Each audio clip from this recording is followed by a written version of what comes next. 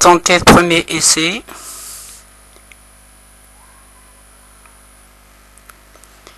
Dans cette vidéo de Jiddu Krishnamurti.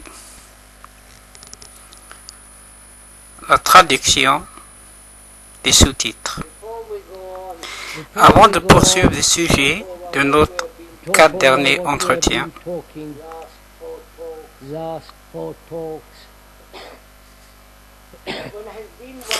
nous nous sommes demandé, et peut-être vous aussi, pourquoi, après vous avoir écouté ici pendant tant d'années,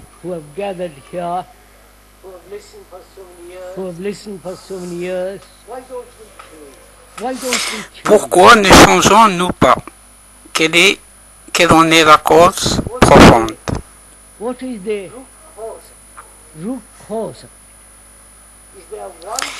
Y a-t-il une cause ou de nombreuses causes?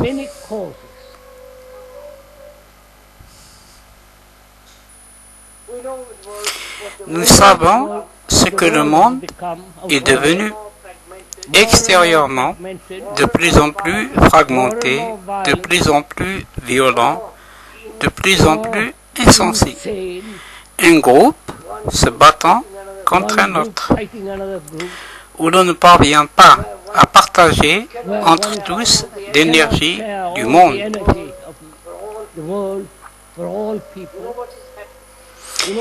Vous savez ce qui se passe. Et quel rapport avons-nous avec cela, avec le monde, avec nous-mêmes? En sommes-nous distincts?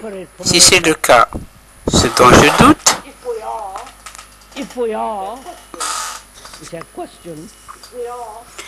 sommes-nous si radicalement distincts de ce monde qui nous entoure?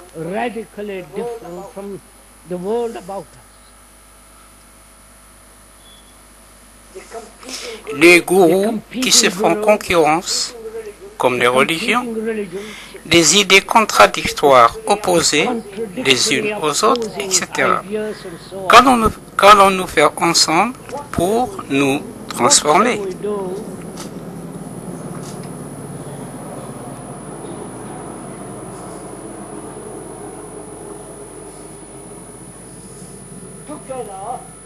Together to change ourselves. C'est le plus sérieusement du monde que je demande ceci. Pourquoi menons-nous nos vies comme nous le faisons? Nos petits idéaux mesquins, nos vanités et toutes les stupidités que nous avons accumulées. Pourquoi continuons-nous ainsi? Est-ce parce que nous avons peur de changer?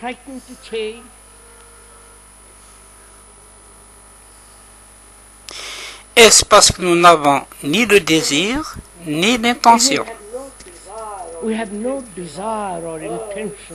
ni le besoin pressant de trouver une autre façon de vivre?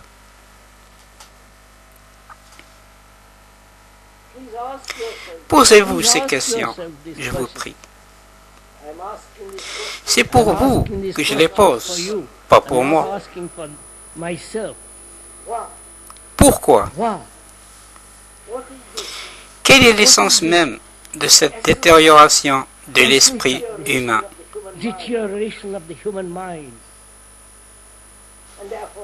Et par conséquent, de la désintégration dans l'action. Vous comprenez? Pourquoi cet esprit est-il devenu si étriqué, si fermé, n'englobant pas la totalité pour agir à partir de là, mais vivant en vase clos?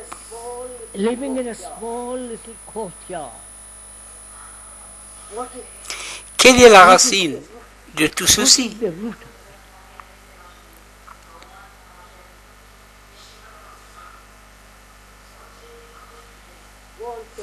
Allons, messieurs, discutons-en un peu.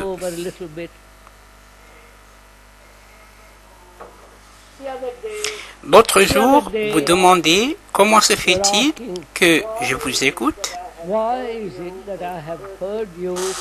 depuis 52 ans ou 40 ans et je n'ai pas changé d'un iota. Il y a bien eu quelques petits changements, quelques modifications, peut-être. Ne suis-je plus un nationaliste? Ne fais-je plus partie d'un groupe organisé de pensée religieuse? Je n'appartiens peut-être plus superficiellement à quelques sectes, à quelques gourous que ce soit, à tout ce cirque qui se poursuit, mais au très fond de soi, on reste plus ou moins le même.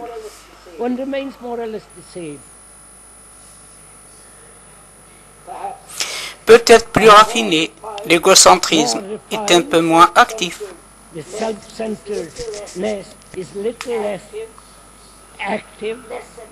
Moins agressif, plus raffiné, plus souple.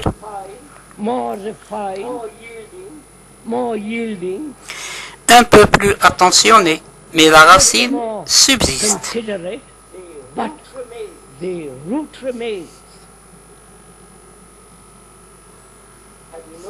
Avez-vous remarqué pourquoi nous parlons de l'extirpation de cette racine, non de ces ornements, de ces rognures périphériques.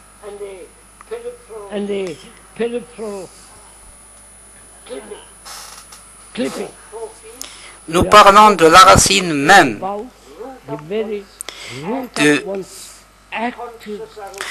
de notre égocentrisme actif, conscient ou inconscient.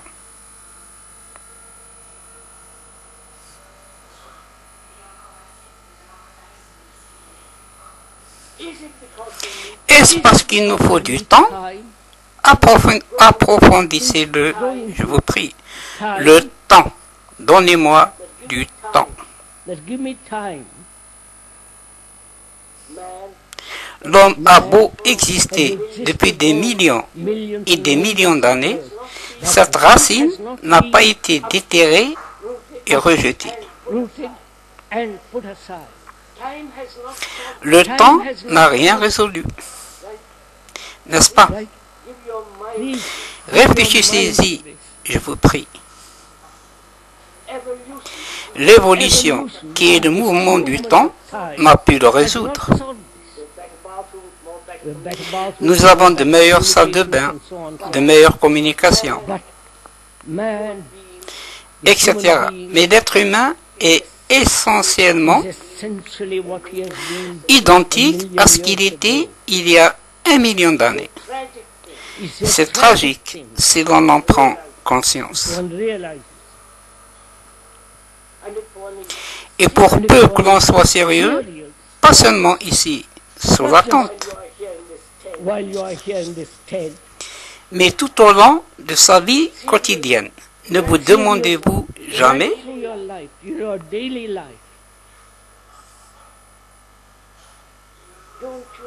cette activité centrée sur soi, avec tous ces problèmes, ne peut-elle jamais prendre fin?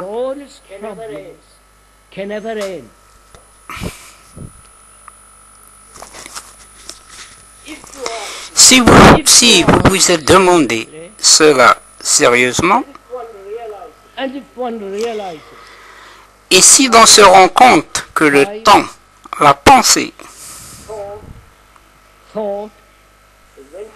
nous l'avons vu l'autre jour, sont similaires, vous voyez qu'ils sont un même mouvement, et la pensée et le temps n'ont pas résolu le problème. Et c'est le seul instrument dont nous disposons. Et il semble que nous ne nous rendions jamais compte que cet instrument,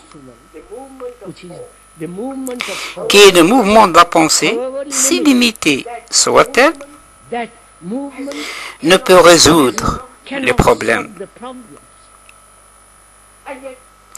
Et cependant, nous nous y accrochons.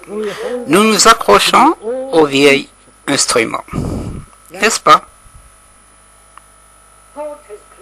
La pensée a créé tous ces problèmes. N'est-ce pas? C'est évident. Problèmes de nationalité, problèmes créés par la guerre,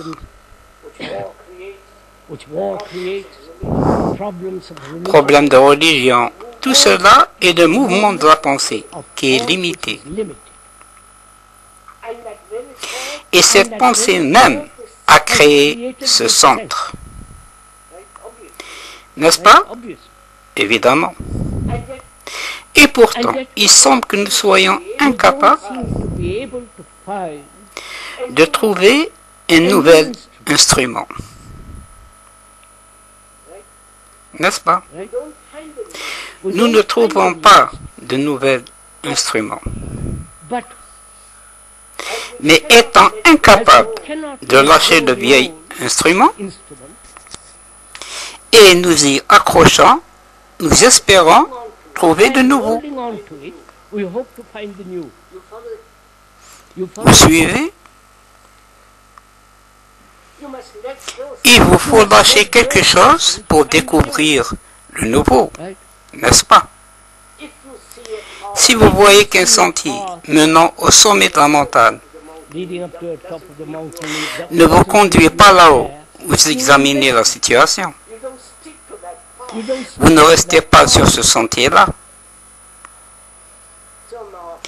Aussi, nous demandons pourquoi les êtres humains sont-ils aussi incroyablement stupides?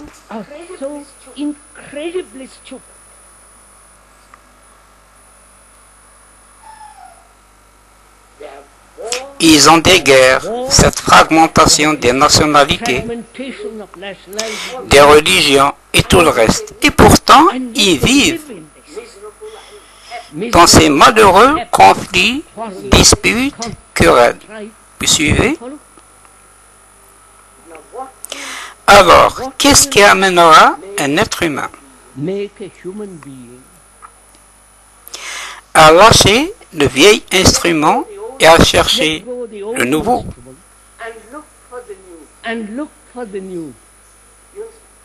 Vous comprenez? Chercher ce qui est neuf. Serions-nous paresseux? Aurions-nous peur?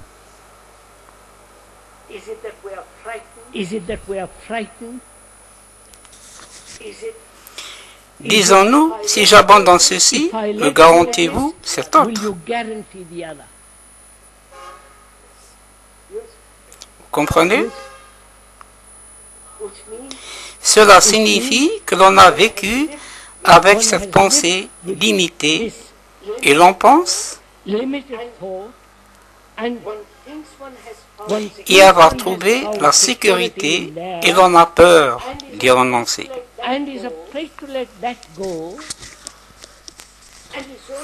Et ce n'est que dans l'abandon du vieux que l'on peut trouver le neuf. Évidemment. Donc, nous demandons, est-ce la peur?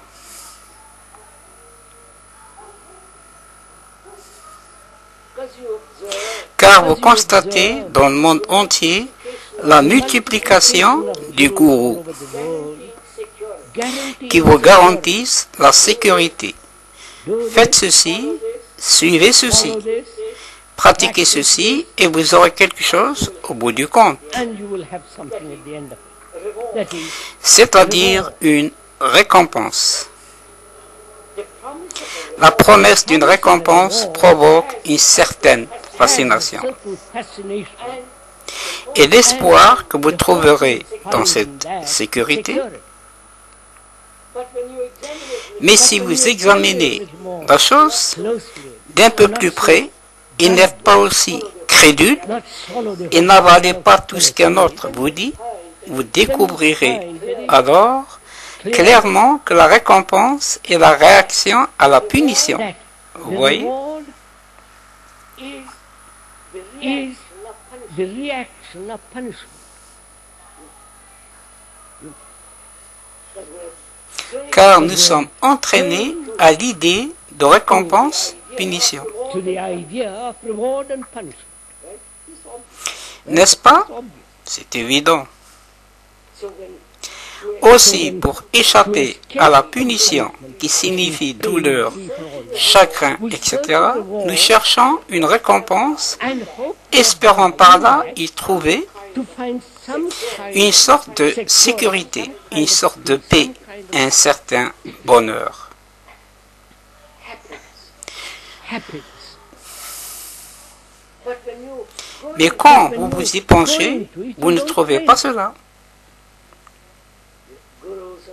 Les gourous et les prêtres May promise, peuvent le promettre, mais ce ne sont que des mots, right? n'est-ce pas? So, Comment nous autres êtres humains allons-nous human beings aborder ensemble cette question de savoir together, whether s'il est possible de totalement we eradicate éradiquer totally this ce poison de l'intérêt pour soi, self-interest, cette activité égocentrique, right? n'est-ce pas? Je ne sais si vous avez jamais même posé cette question.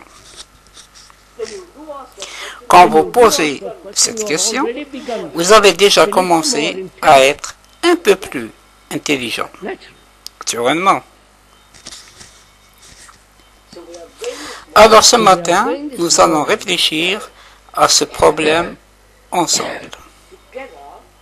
Together, think this problem over. Together.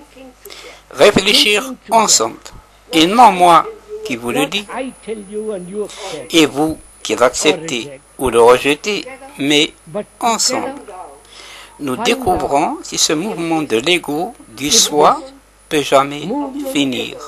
of the ego, self, can ever end. N'est-ce pas? Right? Ceci vous intéresse-t-il? Are you interested in it? Non, non, ne hochez pas affirmativement la tête. Il s'agit là d'un problème très sérieux. Vous pourriez être stimulé par While you l'orateur are in the tent pendant que vous êtes sous la tente. by the speaker, and I hope Et you are not. j'espère que ce n'est pas le cas. Mais si vous l'êtes, votre enthousiasme vous fait dire Excited and say, yes, I oui, je suis d'accord avec vous, c'est ce que nous devons faire. Et puis quand vous quittez la tente, vous oubliez tout cela et reprenez vos bonnes vieilles habitudes. Donc, ensemble, écartons vos propres préjugés. You putting aside your particular prejudice, Vos propres gourous, vos conclusions personnelles. your particular conclusions, Nous allons ensemble examiner cette this question. question. Pour examiner, il faut être libre. N'est-ce pas? C'est évident, non? It's obvious, isn't it? Il vous faut être libre d'examiner. Examine Il faut être libre de ces blocages qui font obstacle à votre examen. from those blocks which impede your examination. Les obstacles sont vos préjugés, votre expérience, votre propre savoir ou celui de quelqu'un d'autre. Tout cela agissant comme autant And your d'obstacles, nous privons de toute aptitude de penser have ensemble. the capacity to examine or think together. N'est-ce pas? Voyez cela, ne fût-ce qu'intellectuellement. L'orateur n'a aucun de ces problèmes. Il n'a ni préjugés ni croyances. Terminé. Seulement alors pouvons-nous nous retrouver ensemble. In that same dans la mesure où vous êtes dans cette même situation. Alors examinons, réfléchissons, pensons ensemble. Réfléchissons ensemble à la raison pour laquelle les êtres humains, partout dans le monde, continuent à être centrés sur eux-mêmes, connaissant tous les problèmes que cela entraîne, toute la confusion, les malheurs, la souffrance. Ici accroche, pourtant, n'est-ce pas?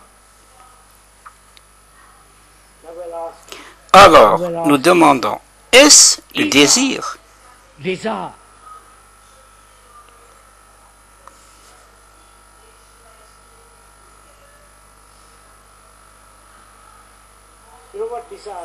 Vous savez ce qu'est le désir? Nous demandons, la racine de cette activité égocentrique est-elle le désir?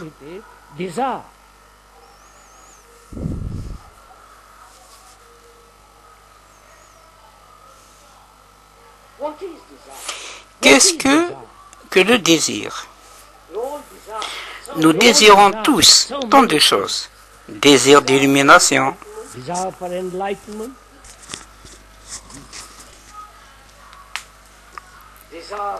désir de bonheur, désir d'une belle apparence physique. De quoi donc?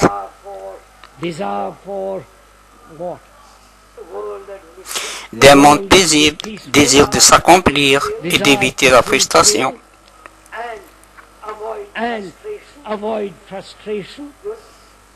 Vous comprenez le désir qui motive tous les êtres humains.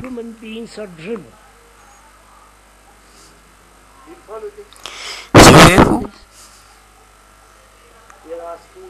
Nous demandons, est-ce là une des causes fondamentales de cette existence égocentrique, avec son cortège de confusion et de malheur? Et les religions du monde entier ont dit qu'il faut réprimer le désir. N'est-ce pas? Vous devez devenir un moine au service de Dieu. Et pour atteindre cette fin suprême, vous ne devez avoir aucun désir. Comprenez? C'est ce que n'ont cessé de répéter tous les prétendus guides religieux du monde.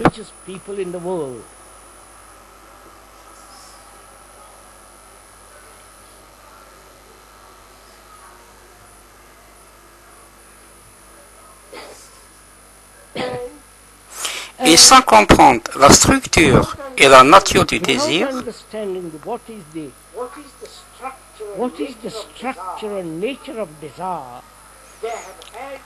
leur idéal était que pour servir le principe le plus élevé,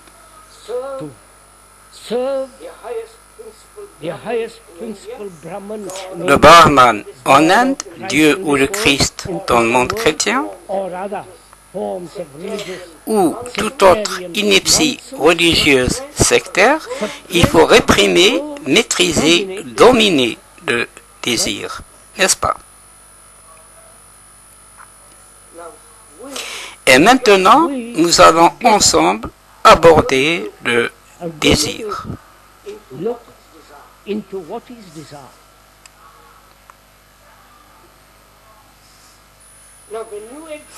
À présent, quand vous examinez la nature du désir, écoutez bien, je vous prie, quand vous examinez le désir, vous l'analysez, vous vous servez de la pensée comme outil d'analyse.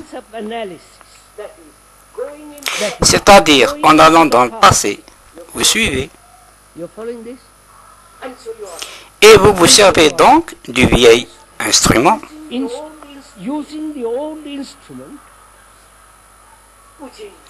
de la pensée limitée et vous examinez le passé pas à pas, c'est-à-dire tout le processus psychanalytique. Pas à pas. Suivez-vous tout ceci?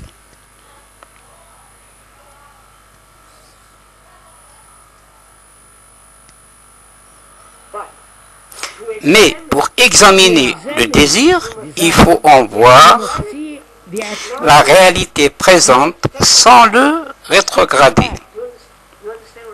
Vous comprenez ce que je dis? Accompagnez-moi un peu, je vous prie.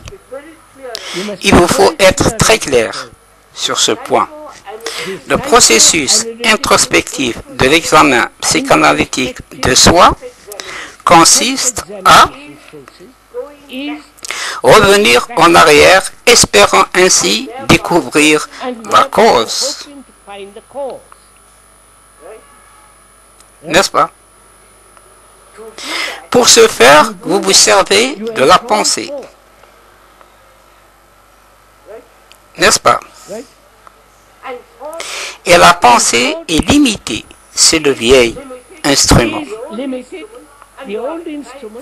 Et vous vous en servez pour découvrir la racine du désir.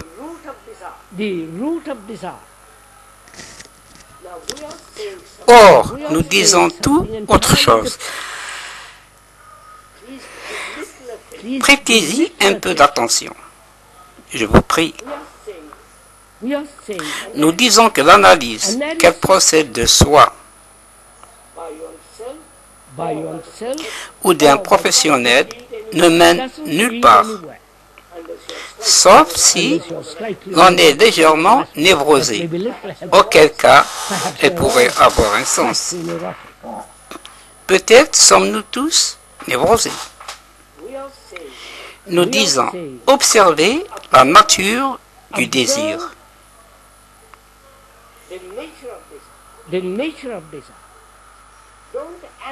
N'analysez pas, observez simplement.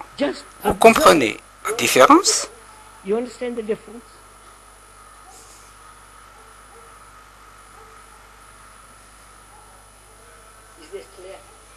Est-ce clair? Je vais vous le montrer. Voyez-vous, il est dommage qu'il faille tout expliquer.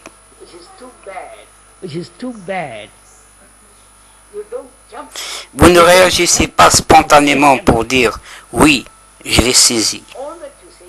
Tout ce que vous dites, c'est expliquer et alors je saisirai. Expliquez tout le mouvement du désir. Usez de mots.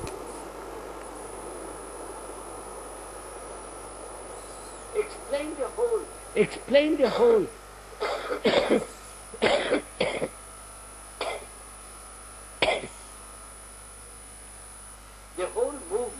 The whole movement of desire.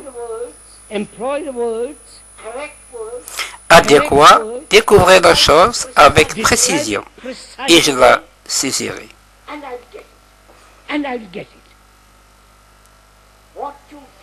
Ce que vous saisissez, c'est la clarté de l'explication, des mots. Mais cela ne vous donne pas d'observation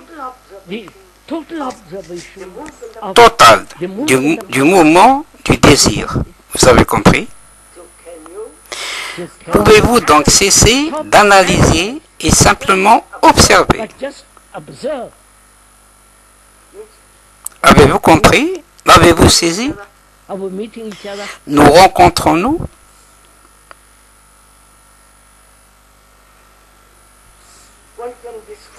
On peut décrire la beauté de la montagne, la blancheur de la neige, le ciel d'azur, la dignité et la splendeur de tout cela, les vallées, les rivières, les torrents, les fleurs, et la plupart d'entre nous se satisfait des explications. Nous ne disons pas je vais y aller, je vais grimper et découvrir.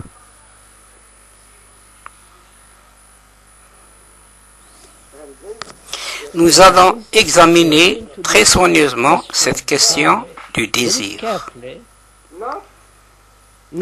Pas par un retour en arrière, en espérant découvrir la nature du désir. Vous comprenez? Mais activement, regardez cela ensemble.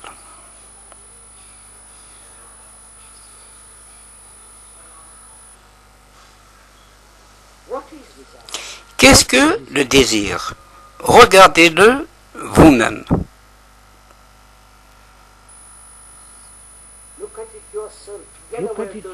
Nous faisons cela ensemble. Qu'est-ce que le désir? Qu'est-ce que le désir?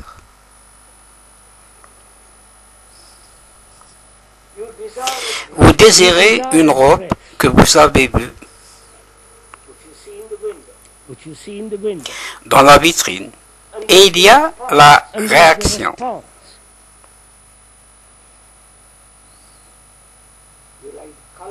Vous en aimez la couleur, la façon, la mode, et le désir dit « allons l'acheter ». Que s'est-il réellement passé à cet instant? Il ne s'agit pas d'analyse, mais d'une vraie observation de la réaction. Au fait de voir des vêtements dans la vitrine et de la réponse à ce fait. Vous suivez ceci? Oui? Vous suivez? Ne vous endormez pas, s'il vous plaît.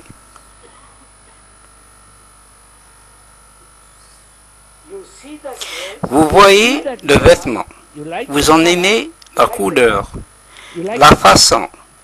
Que s'est-il passé?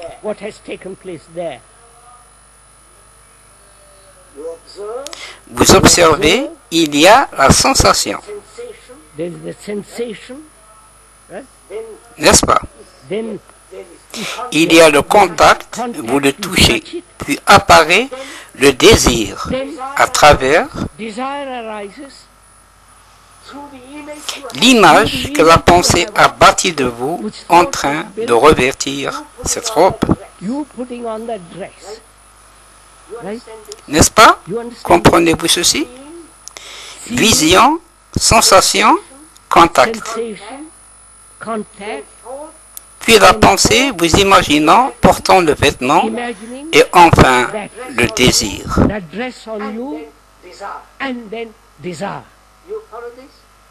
Vous suivez ceci?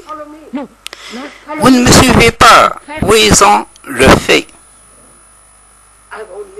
J'ai seulement fourni une explication, les mots. Mais c'est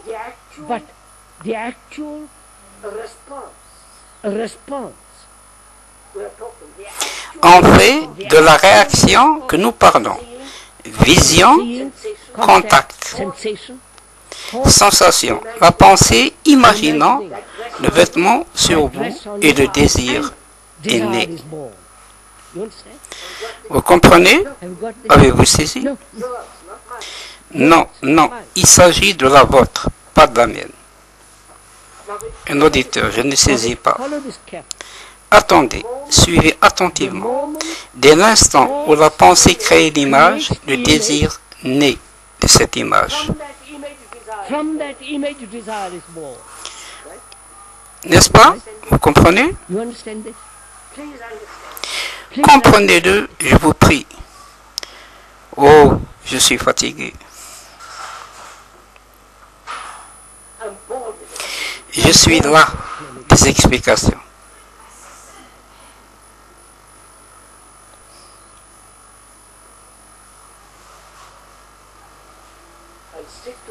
Je vais m'en tenir à cette robe ou à cette chemise. Il y a d'abord perception de la chose dans la vitrine, la vision. La réponse est visuelle, optique. Puis vous entrez, palpez le tissu. Then go inside, touch the material. Et alors la pensée dit, comme il me serait agréable de l'avoir. Et elle vous imagine en train de le porter. C'est l'instant du désir. N'est-ce pas? Le voyez-vous? Do you see this? Effectivement, pas à travers mes explications. Through the explanations you see. Est-il clair que vous voyez vous-même ce qui a lieu? Observe the happening.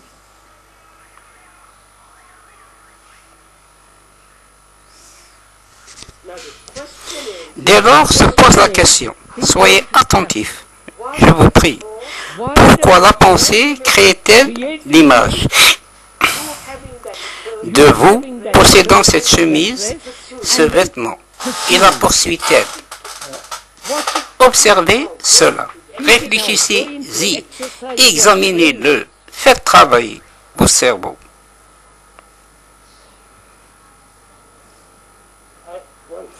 Vous voyez une chemise bleue.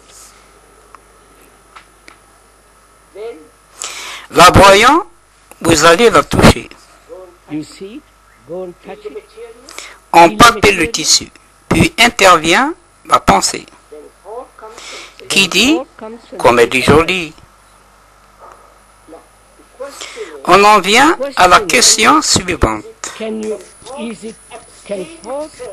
La pensée peut-elle s'abstenir de créer l'image?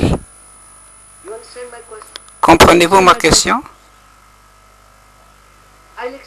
Je vais m'expliquer, en prendre le temps, l'approfondir.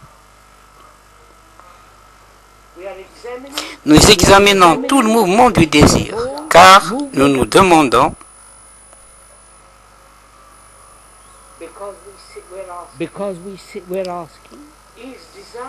le désir est-il à la racine même de cette existence égocentrique, égotiste? Et à partir de là, nous demandons, est-ce le désir? Puis nous disons, qu'est-ce que le désir? Et l'orateur est totalement opposé au fait de réprimer, car cela ne résout pas le problème. Il dit catégoriquement, ne le fuyez pas en vous réfugiant dans un monastère, en prononçant des vœux et toutes ces choses. Ce ne sont que des échappatoires. Mais nous disons ceci, examinez-le, observez-le. Non pas analytiquement, mais pendant qu'il a lieu, observez.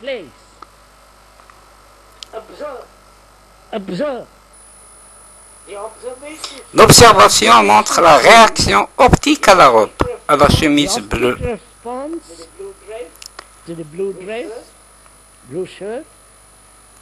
Puis le contact, une fois dans le magasin, quand vous palpez le tissu. Enfin la pensée créant l'image et la naissance du désir. C'est seulement quand la pensée crée l'image que naît le désir. Autrement, elle ne le fait pas. Êtes-vous à présent ensemble ici?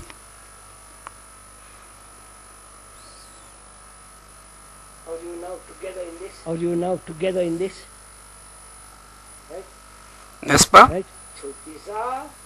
Donc le désir apparaît et s'épanouit dès l'instant où vous créez l'image, où la pensée crée l'image.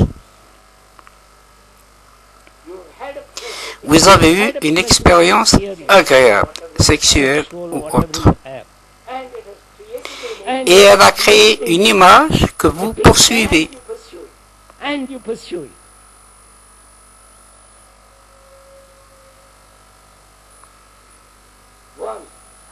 L'une est une forme de plaisir.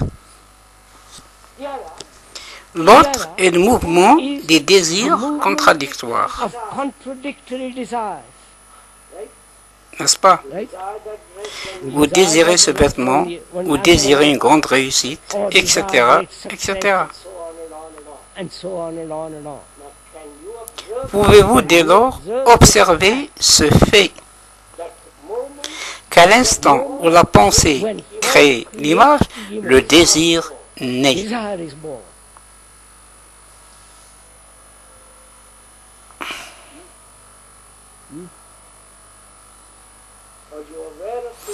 En êtes-vous conscient? Voyez-vous au moment où cela se produit comment la pensée, créée par son imagination, le désir de poursuivre sa finalité?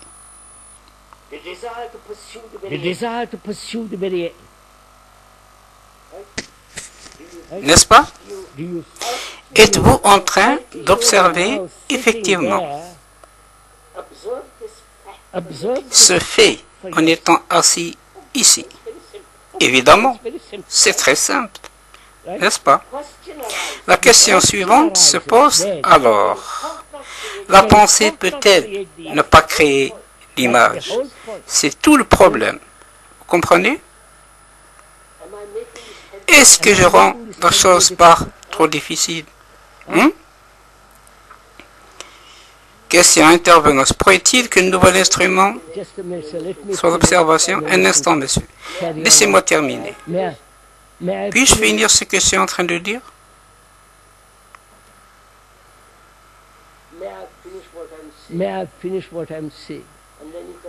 Vous pourrez ensuite poser des questions s'il nous reste du temps. D'ailleurs, nous aurons 5 discussions après ces entretiens. Vous pourrez alors me malmener, mais veuillez patienter jusque-là.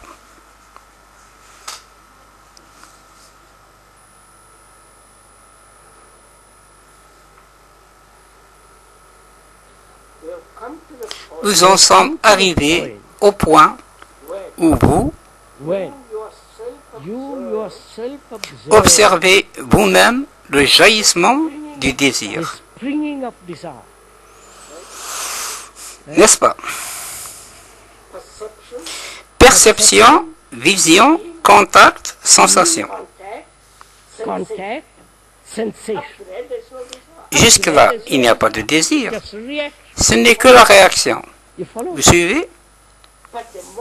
Mais dès l'instant où la pensée crée l'image, tous les cycles commencent. Le voyez-vous? Si vous le voyez clairement, la question suivante se pose alors. Pourquoi la pensée crée-t-elle toujours cette image? Vous comprenez ma question? Pourquoi?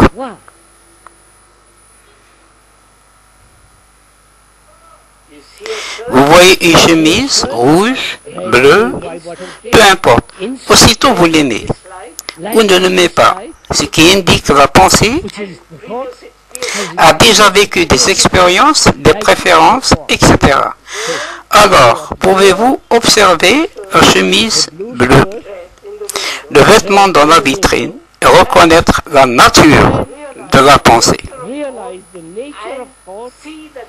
Et voir qu'à l'instant où intervient la pensée, le problème commence.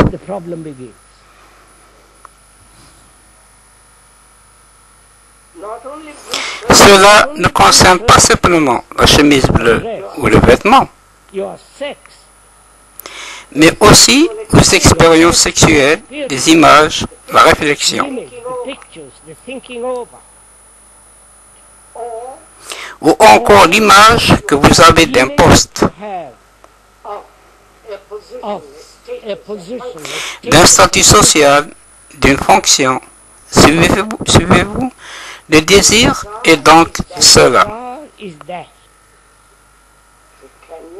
Pouvez-vous alors observer sans que nous s'enflamme le désir? Vous comprenez ma question? Approfondissez et vous le verrez. Vous pouvez le faire. Voilà de nouveaux instruments qui est d'observer. which is to observe.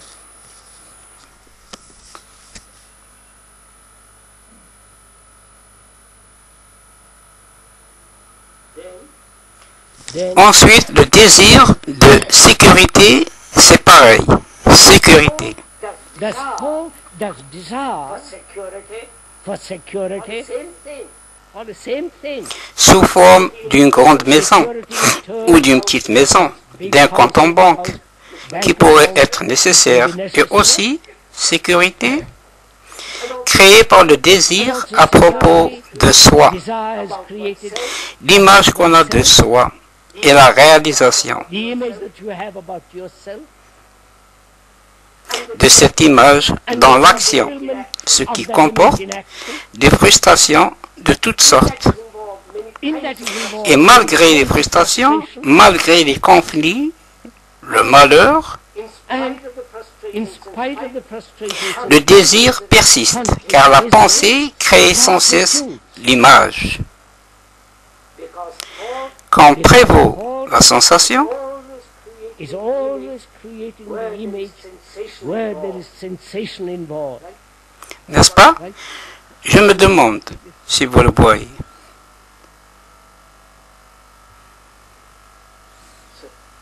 Nous posons alors la question suivante. Le désir est-il responsable de la peur? Fear.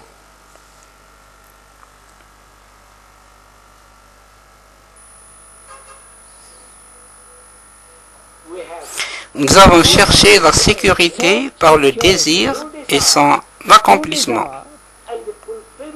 And the fulfillment of that desire. En Dieu, psychologiquement, je ne veux pas m'éterniser sur On and on about this beastly stuff. toutes ces choses. Et inconsciemment, profondément, il se pourrait Unconsciously, deeply, one may be aware that the things que l'on se rende compte que les choses dans lesquelles s'est investi le désir n'ont aucune valeur. Et faute de valeur, vous prenez peur. Comprenez-vous? Suivez-vous tout ceci? are you following this? Car encore une fois, nous n'analysons pas la peur. We are not analyzing fear. C'est un vieux jeu stupide. Nous observons le fait concret de la peur. Et quand celle-ci surgit, il faut observer, se demander quelle en est la racine. Il ne s'agit pas d'en découvrir analytiquement la racine, mais de découvrir la racine par l'observation elle-même. Discover the root. You get it? Vous saisissez? Suivez-vous tout ceci? Are you with? Vous semblez plutôt perplexe. Je vais approfondir ceci. L'homme a accepté de vivre avec la peur, extérieurement Both et intérieurement. and inward. Fear of Peur de la violence, fear of physical peur d'être physiquement blessé, etc. Extérieurement. Psychologiquement, peur de ne pas se conformer à un modèle, not conforming to a pattern, peur du qu'en dira-t-on, peur de ne pas réaliser, of not achieving, de ne pas accomplir, etc. Vous savez, psychologiquement, c'est là un fait et nous demandons, peut-on observer ce fait sans que l'esprit analytique n'entre without the analytical mind operating on the fact en jeu avec le fait et observer la totalité du mouvement de la peur tel qu'il existe. Vous comprenez?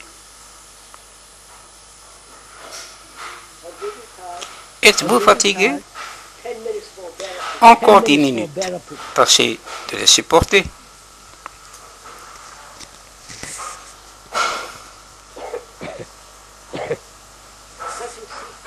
Car, voyez-vous, il est possible d'être psychologiquement tout à fait libre de la peur, absolument libre.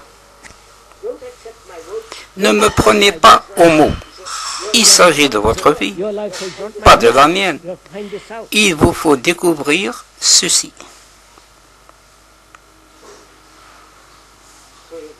Il vous faut donc demander qu'est-ce que la peur a-t-elle sa racine dans le désir?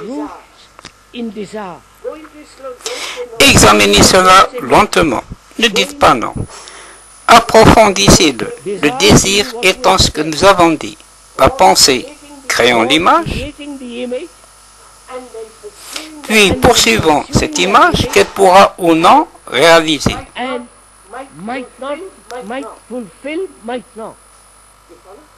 Vous suivez? Si elle se réalise, il n'y a pas de peur, bien que cela puisse comporter d'autres calamités. Mais en l'absence de réalisation, il y a frustration et peur de ne pouvoir réaliser. Comprenez? Par là, j'entends tout cet accomplissement sexuel complexe que semble-t-il le monde est tout juste en train de découvrir en faisant grand bruit à ce sujet, promiscuité et tout le reste.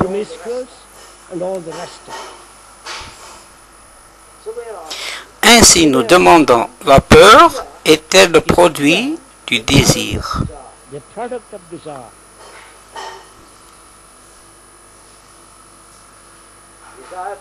Le désir étant la formation d'images et la réalisation de cette image dans l'action. N'est-ce pas? Ou bien, suivez attentivement, je vous prie. La peur fait-elle partie intégrante du temps? Vous comprenez? La peur est-elle le mouvement du temps? Ainsi, le désir et le temps sont-ils responsables de la peur? Le désir et le temps. Vous comprenez? Oh Seigneur.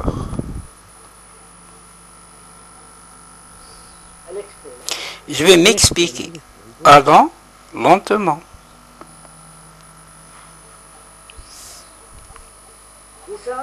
Le désir est le mouvement de la pensée avec son imagerie.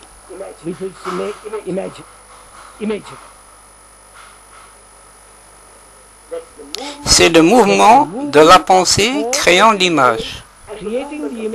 Et le mouvement de cette image est le temps. N'est-ce pas?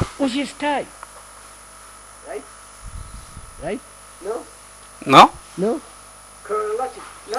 Pas le temps chronologique, le temps psychologique.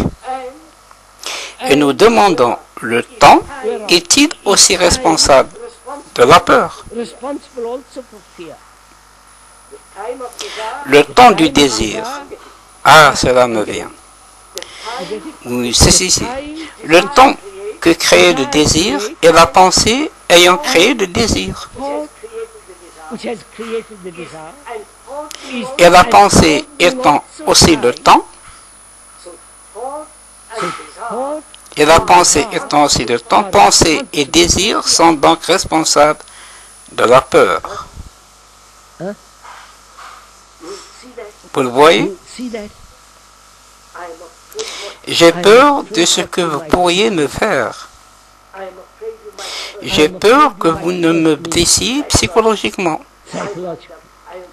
J'ai peur que ce chien ne me morde.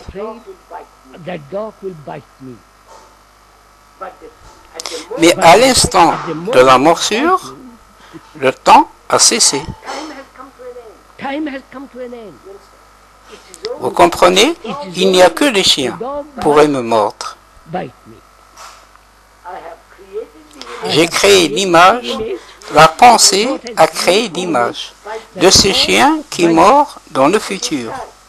Which is time. In the future.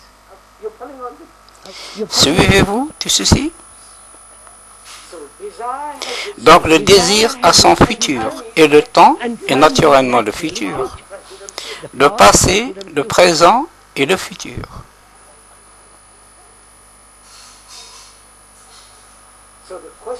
La question est alors, la pensée peut-elle se rendre compte de son propre mouvement, créant la peur? Its own movement creating fear. Vous comprenez? La pensée reconnaissant sa propre nature. Thought realizing its own nature.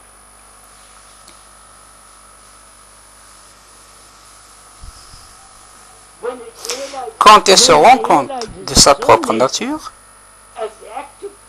en tant que principe actif de la peur, que se passe-t-il? What takes place? Que se passe-t-il? Il n'y a alors que What is ce qui est en train d'avoir lieu. I wonder if you see that. Je me demande si vous le voyez. Allons, je vous en prie. Car il serait utile que nous réfléchissions ensemble à cette question. Could think together about this matter.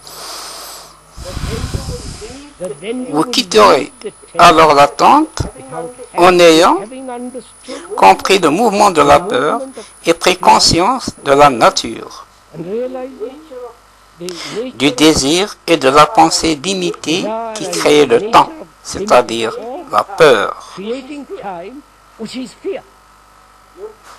Comprenez-vous? Vous en rendez-vous compte? You realize, or have you Ou n'avez-vous fait qu'accepter les mots? Vous comprenez? Si vous l'avez compris, alors c'est fini.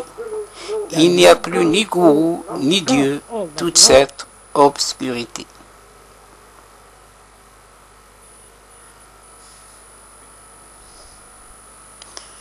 Question. Ma pensée ne s'arrête pas. J'ai écouté. Non, non, il n'est pas question d'un arrêt de la pensée. thought stopping?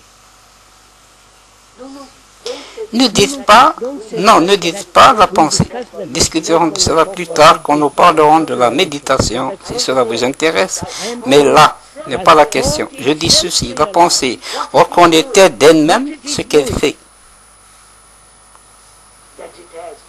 Qu'elle a créé le désir et que l'accomplissement And the fulfillment of the desire is time. de ce désir est le temps. And in that Et ceci implique la peur. and Et la pensée a aussi créé ce qui pourrait arriver. created what might happen. Il y a eu de la douleur. I hope you won't Et j'espère qu'il n'y aura pas de douleur. Ce qui se situe dans le futur. Ainsi la pensée a créé le futur. the future. N'est-ce pas? Et le futur est la nature même de la peur. I wonder if Je me demande si vous le saisissez. Regardez, messieurs. Si je meurs subitement, il n'y a pas de peur. if I die instantly, there's no fear. Si j'ai une crise cardiaque instantanée, rire. There's no fear. Fini, il n'y a pas de peur. But Mais mon cœur est faible. heart is weak. Je pourrais mourir. Might die, C'est le futur. which is the future. The future Le is futur est le mouvement de la peur. Saisi, voyez-en la vérité, pas votre conclusion. Il ne s'agit pas d'affirmer. Oui, not your je le vois, I see. The mais d'en percevoir la vérité. Alors, cette vérité agit d'elle-même. Vous n'avez rien à faire. you don't have to do a thing.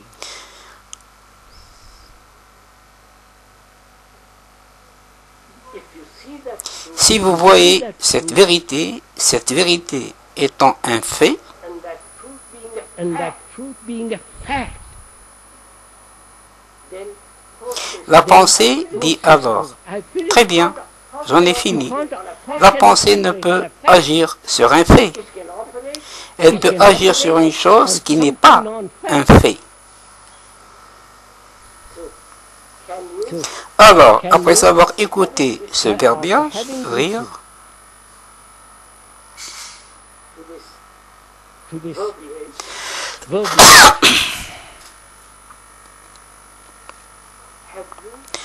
avez-vous pris conscience de la nature de la peur? the nature of fear. See the truth. Vu la vérité de la chose. Si vous en voyez réellement la vérité, la peur a disparu. Il ne s'agit pas de maîtriser la pensée. Vous êtes la pensée. Comprenez-vous? Un de nos singuliers conditionnements est de se croire distinct de la pensée. Ce qui vous fait dire, je vais maîtriser la pensée. Mais nous sommes distincts de la pensée. Mais quand vous vous rendez compte que la pensée elle-même est le moi, et que la pensée a créé ce futur, c'est-à-dire la peur, et envoyé la vérité, pas intellectuellement. La vérité ne peut se voir intellectuellement. On peut voir intellectuellement une explication verbale claire, mais cela n'est pas la vérité. La vérité est le fait que le futur, tout le moment du futur, donne naissance à la peur. Giving birth to fear.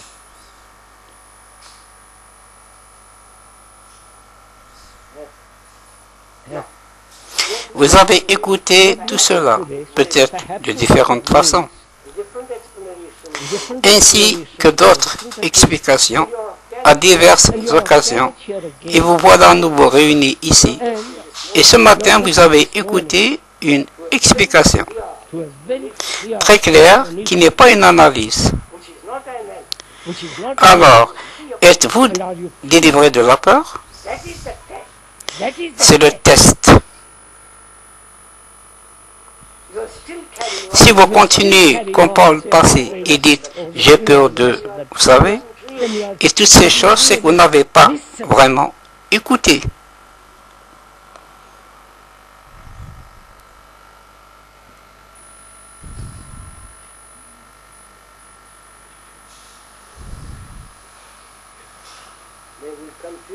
Pourrions-nous poursuivre ceci jeudi après-demain matin?